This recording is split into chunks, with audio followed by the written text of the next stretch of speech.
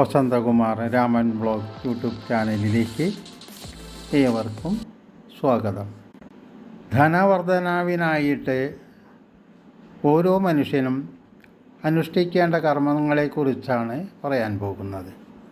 മനുഷ്യനെ സംബന്ധിച്ചിടത്തോളം അത്യന്തികമായ ആവശ്യങ്ങളിൽ ഒന്നാണ് ധനം നേടുക എന്നത്.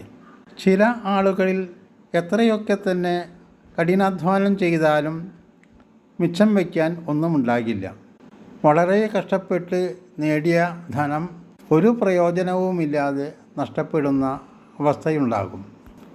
അതിനു കാരണം ജാതകത്തിലുള്ള ദോഷം കാരണമായിരിക്കാം. ഒരു വ്യക്തിയുടെ സാമ്പത്തിക ശേഷി മനസ്സിലാക്കാൻ ജ്യോതിഷപ്രകാരം അയാളുടെ ജാതകത്തിലെ 2-ാം ഭാവവും 11-ാം ഭാവവും പരിശോധിക്കണം. പ്രസ്തുത ജാതകൻ്റെ ദിശാകാലം, അപഹാരം തുടങ്ങിയവ മനസ്സിലാക്കി ദേവപ്രീതിക്ക് വേണ്ടിയും ഉയർച്ചയ്ക്ക് വേണ്ടിയുമുള്ള കർമ്മങ്ങൾ അനുഷ്ഠിക്കേണ്ടതാണ്. ജന്മനക്ഷത്ര നാളിൽ ശ്രീസൂക്തം, ഭാഗ്യസൂക്തം എന്നിവ കൊണ്ട് അർച്ചന നടത്തുന്നത് സാമ്പത്തിക സ്ഥിതി മെച്ചപ്പെടുത്താൻ സഹായിക്കുന്നു.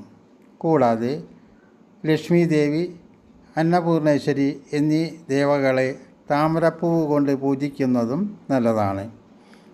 ഗൃഹത്തിൽ വലംവിരി ശംഖ്, ശ്രീചക്രം എന്നിവ സ്ഥാപിക്കുന്നതും വീടിൻ്റെ മുൻവശത്തെ താമര നട്ടു വളർത്തുന്നതും പവിത്രമോതിരം, നവരത്നമോതിരം എന്നിവ ധരിക്കുന്നതും അനാകർഷണ യന്ത്രവും ത്രിപുരസുന്ദരി യന്ത്രവും വിധിപ്രകാരം ധരിക്കുന്നതും സമ്പൽ സമൃദ്ധി വർദ്ധിപ്പിക്കാൻ നല്ലതാണ്.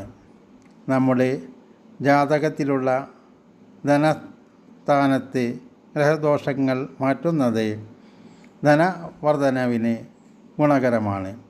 ഓരോ ഗ്രഹത്തിലും അനുയോജ്യമായ രീതിയിൽ കർമ്മങ്ങൾ അനുഷ്ഠിക്കുന്നത് വളരെ നല്ലതാണ്.